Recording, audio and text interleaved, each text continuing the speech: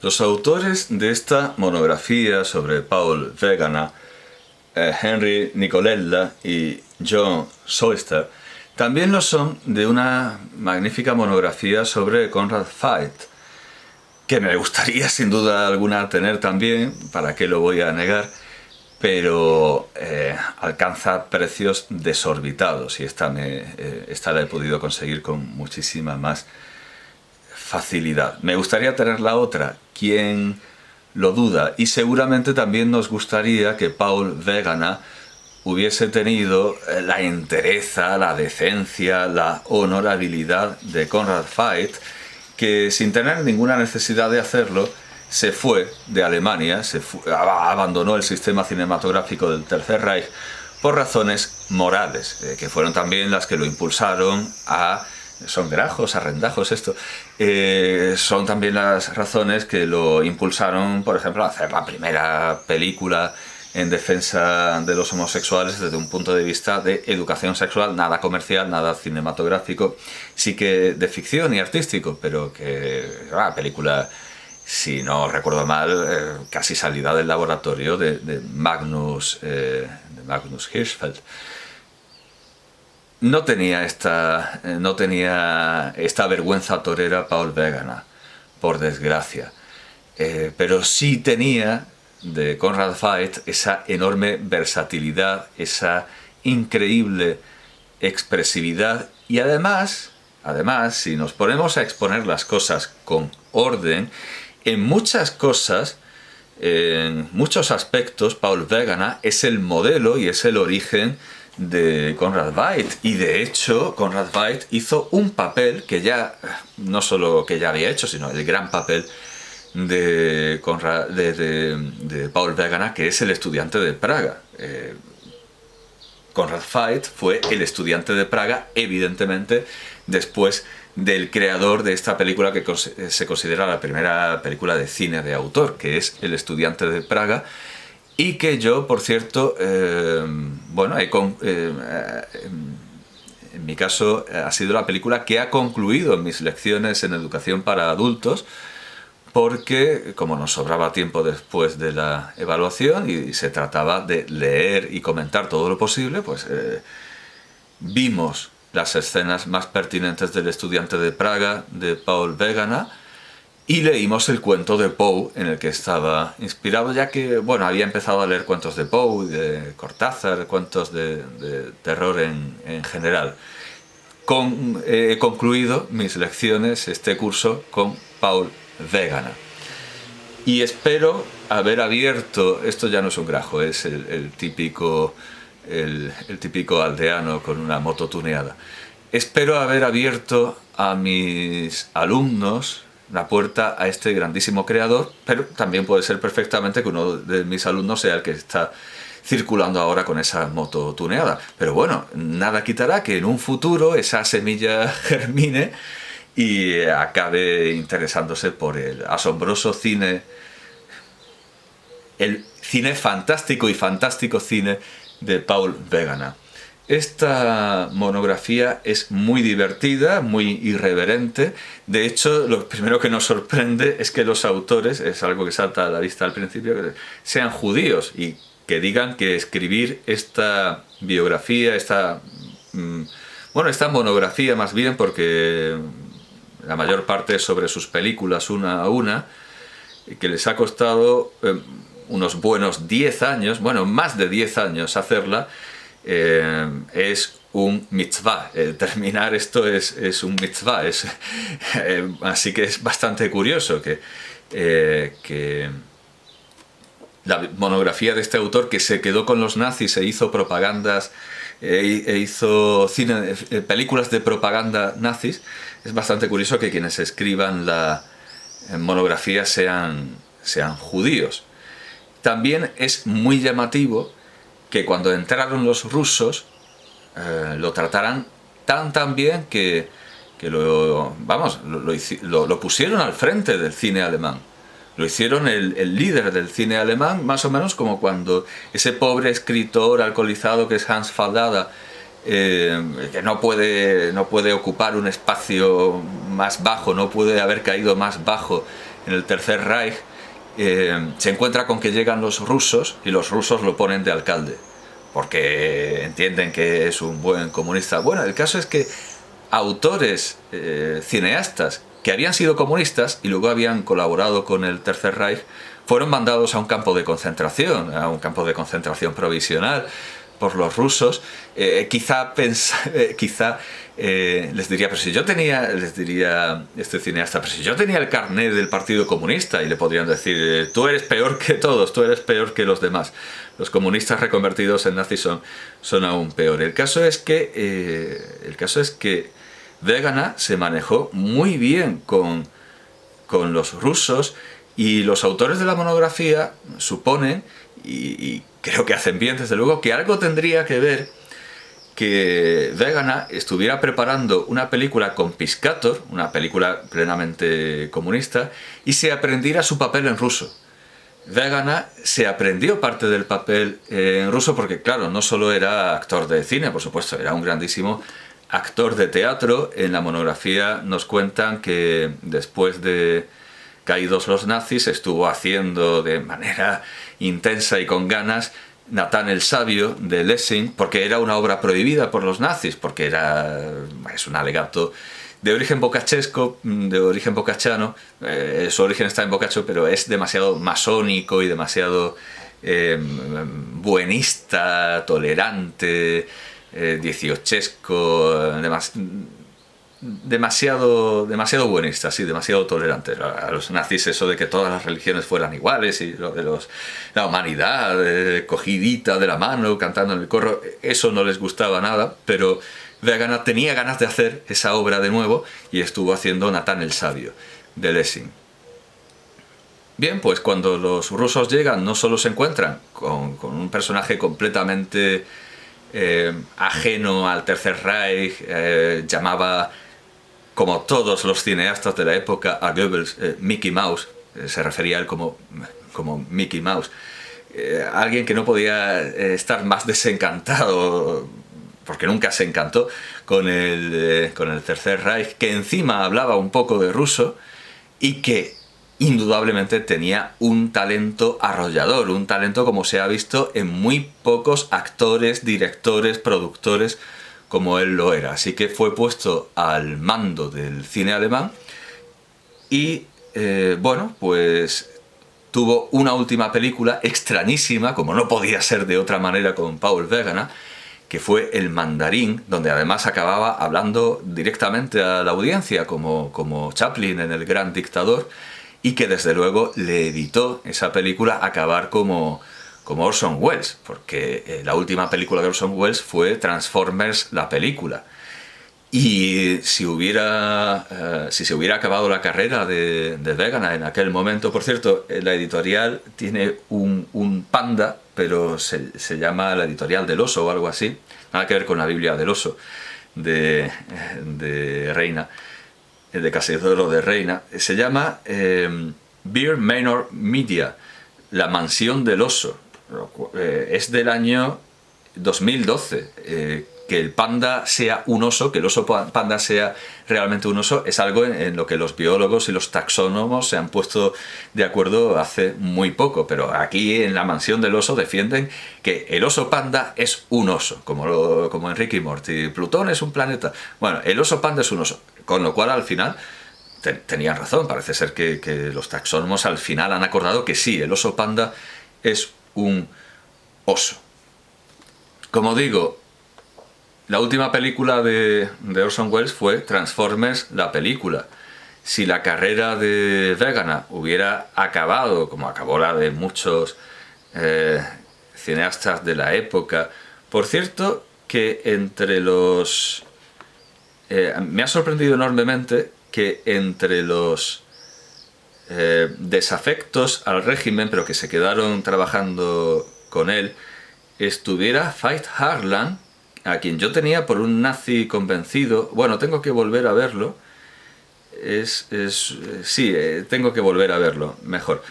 La biografía es breve y manejable, tiene los testimonios de su hijo, que se convirtió en un científico espacial que colaboraba con Wernher von Braun, que ese sí que era ese sí que era un nazi convencido.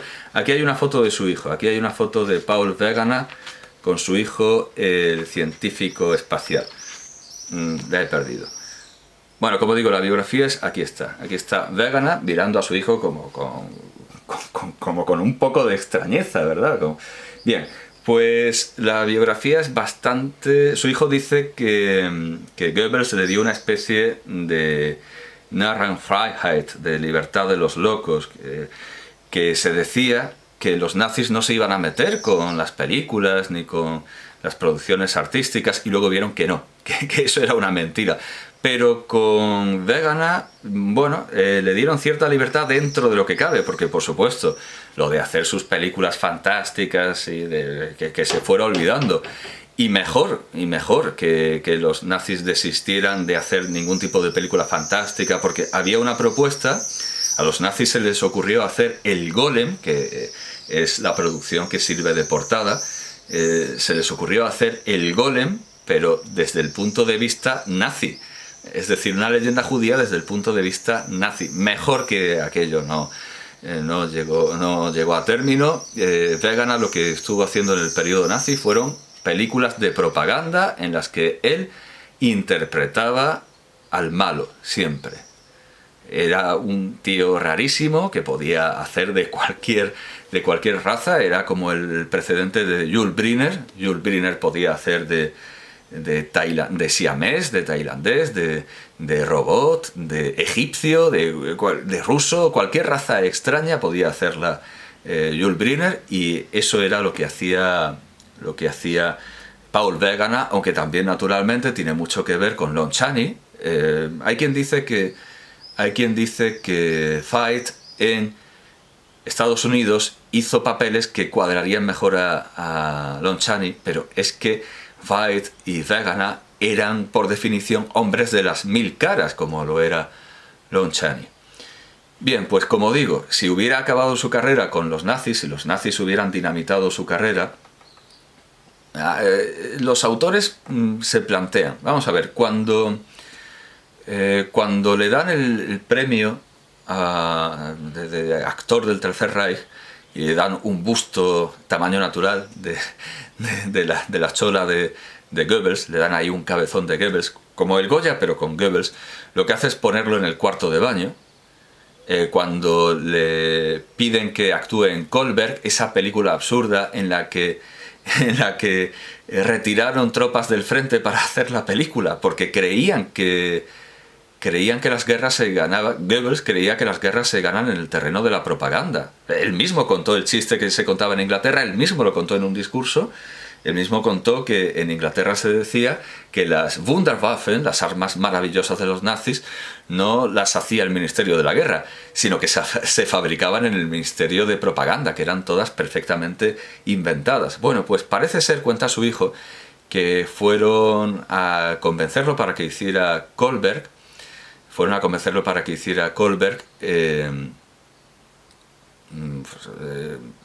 Fue el propio Albert Speer. Entiende que vino un señor que podría ser perfectamente Albert Speer, que le dijo, pero si vamos a ganar la guerra, y Wegener decía, yo no voy a hacer más películas de propaganda nazi porque estáis perdiendo la guerra. O sea, yo no me voy a meter en una película de propaganda nazi porque esto se va al garete. Las noticias decían que estaba colaborando con la guerra y que estaba cavando trincheras. El gran actor Paul Wegener está cavando trincheras, lo cual puede ser perfectamente verdad. Es algo bastante...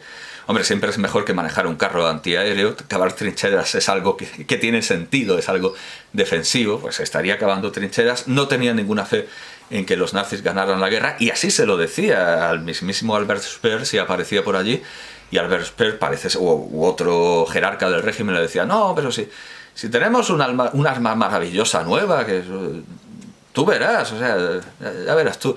La postura en general de Wegener era, vale, que Mickey Mouse me pague y yo ya haré lo que sea. Eso pasó en un caso muy divertido. Desde luego, las alianzas de los nazis eran muy curiosas porque, bueno, todas salieron mal, especialmente la alianza con Stalin, pero es que durante un tiempo también fueron aliados de Polonia. Y allá que fue Paul Wegener a hacer del rey Augusto el Fuerte de Polonia. Pero luego, cuando esas alianzas se deshacían, había a veces que refilmar, había que rodar de nuevo las películas, dando a los personajes extranjeros un matiz negativo. No fue la de Augusto el Fuerte, sino una película en la claro, sí, una película sobre Federico el Grande, en la que, si no me acuerdo mal, una película sobre Federico el Grande, en la que Paul Wegener hacía, y eso le iba muy bien, y le fue muy bien en la vida, hacía de oficial ruso.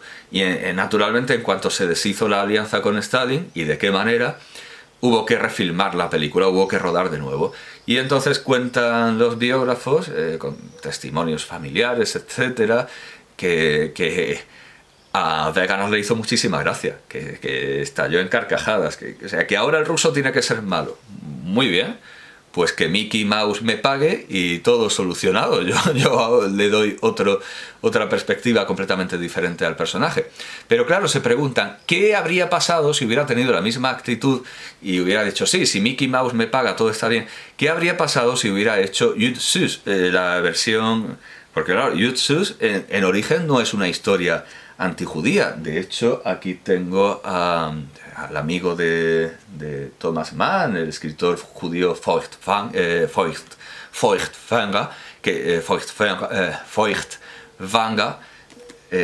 es con A, ¿verdad? No quiero que me pase lo que a la gente con Schwarzenegger, que dicen Schwarzenegger, porque no piensa que es simplemente un negro.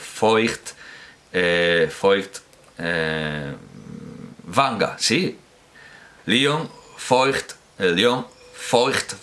Pues él escribió un Jud Süß que era judío, claro, era un novelista judío, no era una visión negativa, pero la famosísima película Jud Süß, como aquí se dice, destrozó la carrera de muchos cineastas, aunque evidentemente es mucho peor y casi ni es una película, sino un collage, El judío eterno.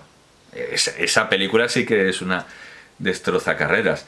El caso es que, ya que lo decía, como esto está muy bien organizado, bueno, aquí hay imágenes de sus producciones teatrales, aquí está como Edipo Rey. Desde luego es una auténtica dicha contar con esta monografía, porque es un personaje que merece la pena, desde luego merece la pena leer todo lo que haya sobre él. Por cierto, que hasta la aparición de este libro, quizá lo más completo que se podía encontrar sobre Paul Wegener era lo que había escrito sobre él y extractado de sus conferencias, porque hay conferencias suyas extractadas, textos interesantísimos. Lotte Eisner en La pantalla demoníaca.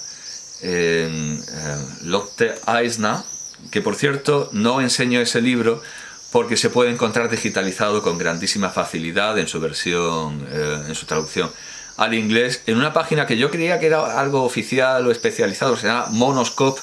Yo pensaba que tenía que ver con Bioscope, que era como se llamaba el cine en Alemania al principio, y además luego se convirtió en marca registrada, Bioscope, pero esto era Monoscope.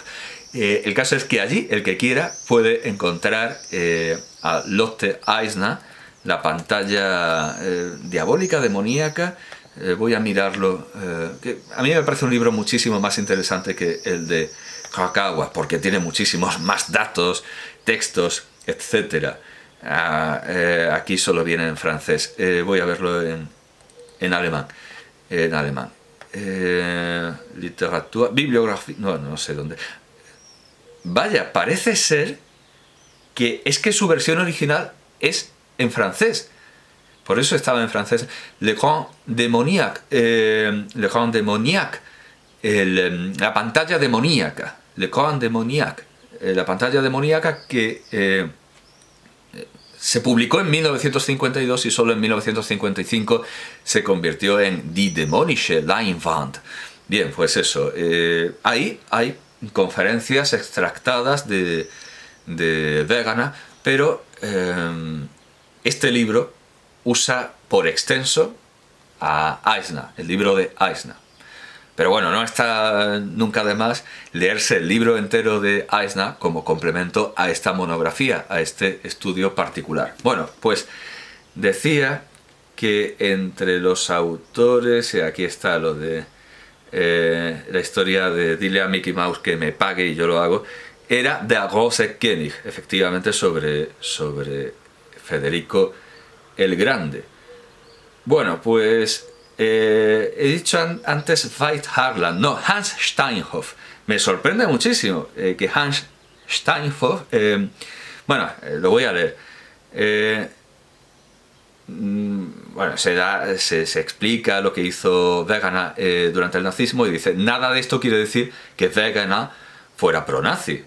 En la Alemania de después de 1933, fueras lo que fueras, carnicero, panadero, actor o editor fílmico, trabajabas para los nazis o no trabajabas. Muy pocos miembros del mundo del cine, Filmwelt, estaban entusiasmados con Hitler, aunque había excepciones que incluían, vale, ya decía yo, sí. Había excepciones, es decir, que sí estaban entusiasmados con Hitler, Claro, me había despistado una cosa. Esto precisamente, Heinrich George, que había llevado alguna vez un carné comunista, que había tenido carné comunista. Pero durante el nazismo fue un verdadero entusiasta de los nazis. Y por eso cuando llegaron los rusos lo mandaron a un campo de concentración. Vale. Y diría eso, si yo había sido comunista, pues peor todavía. Thea von Harbou, que esto, claro, me sorprende, porque Fritz Lang, su marido, como todo el mundo sabe, fue convocado por Goebbels, que le propuso hacer el gran cine alemán, el gran cine nazi, y Lang, sin decirle una palabra a nadie, cogió un avión y se fue. Como el primer presidente del Poder Ejecutivo de la Primera República Española, que cogió un tren y no paró hasta salió de su casa o del Parlamento, cogió un tren y no paró hasta París. Bueno, pues algo parecido. Salió del despacho de Goebbels Fritz Lang, cogió un vuelo y hasta ahora. Y lo hizo sin decirle nada a nadie, incluyendo a su mujer. No sé si porque su mujer ya tenía simpatías nazis o si su mujer se hizo nazi después de esta defección de Fritz Lang. Pero el caso es que parece ser, no lo sabía, que Thea von Harbou sí era entusiasta de los nazis y sí hubiera querido hacer ese gran cine alemán, pero bueno, no, que yo sepa no lo hizo. Seguramente no podía hacerlo sin su marido. Sin su marido no llegaba a esos extremos que llegaron juntos, a esos extremos de creación. Karl de Vogt y Hans Steinhoff, que ahora claro que me cuadra. Hans Steinhoff era un pedazo de nazi, como ha habido pocos, y ahora claro yo los confundo a Veit Harlan y Hans Steinhoff. No sé cuál fue el que se murió en un accidente de tráfico y cuál. Hans Steinhoff, 1945, murió en 1945. Yo creo que este fue sí, este es el del accidente de avión que fue muy celebrado por el mundo del cine, Filmwelt. Todo el mundo estaba contentísimo con que reventara Hans Steinhoff. Era muy nazi. En cambio, Veit Harlan, que es la otra cara del cine nazi, Veit Harlan, que murió en 1964, discípulo de Reinhardt, designado por Joseph Goebbels. Claro, Harlan sí fue el autor del judío Süß, sí, pero eso no acabó con su carrera. O sea, que se plantea, ¿qué pasaría si hubiera hecho el judío Süß y su carrera hubiera acabado? No habría acabado, porque la carrera del propio Veit Harlan no acabó con eso. Lo que es curiosísimo es que en los años 50, en 1951 en concreto, sufrió la censura. Veit Harlan sufrió la censura, y no por nazi, sino por haber retomado el cine de Weimar donde lo habían dejado y haber hecho una película pro-homosexual, al estilo de la que hizo Conrad Veidt con Magnus Hirschfeld. una película casi de educación sexual, pero con una ficción que intentaba mostrar que los homosexuales son humanos, son plenamente humanos y plenamente funcionales, tienen sus sufrimientos, etcétera, que los chantajes y la persecución crea una auténtica tragedia humana de la que toda la sociedad sale perjudicada. Bueno, pues con un tono un poco, un tono bastante más conservador y condescendiente que la película de Weimar, Veit Harlan hizo una película, aquí estará, vamos a ver, 1951, Unsterbliche Geliebte, supongo que será esta. Y además es curioso porque es la película que hizo inmediatamente después de Kohlberg, después de esta producción propagandística que dicen los autores de la monografía que nadie fue a ver porque sabían perfectamente que todo era mentira, incluyendo el plano histórico, incluyendo... o sea, no era solo mentira el nacionalismo, el sentimentalismo y la filosofía de la violencia y de la patria que intentaba imponer, sino los propios hechos históricos. La propia reconstrucción de los hechos históricos no tenía ningún interés. Voy a verlo en alemán. Creo que es esta...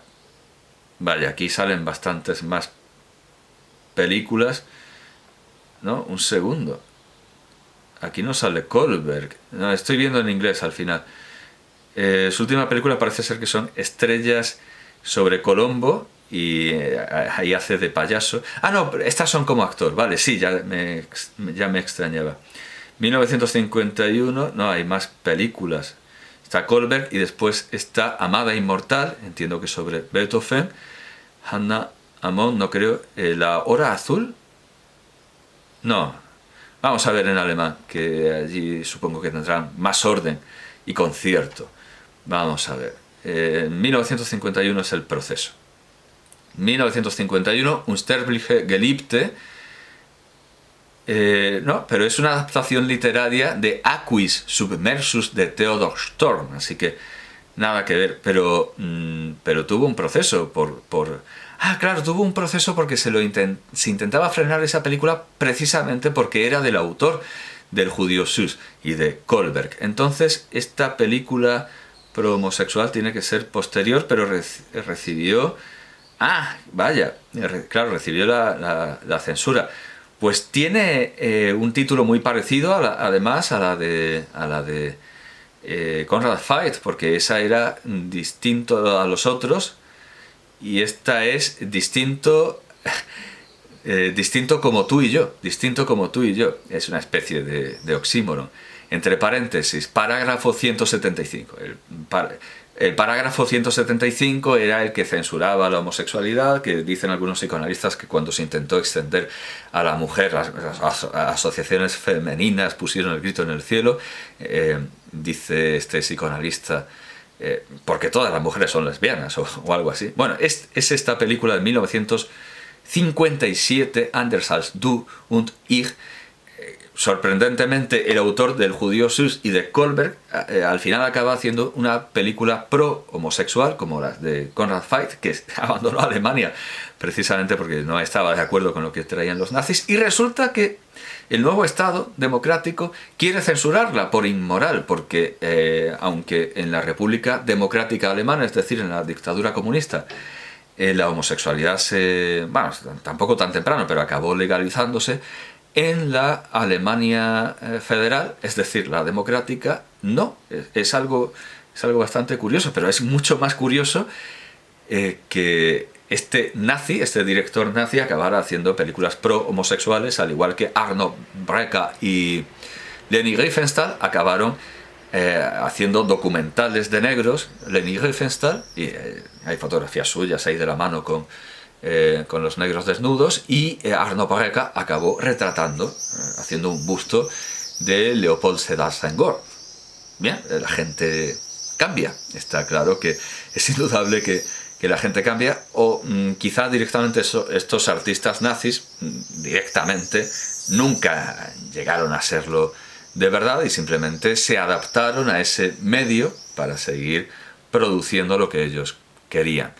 Desde luego ese es el caso de Vegana, a quien no creo que hubiera arruinado su imagen ni siquiera ante los rusos una película como Yutsus,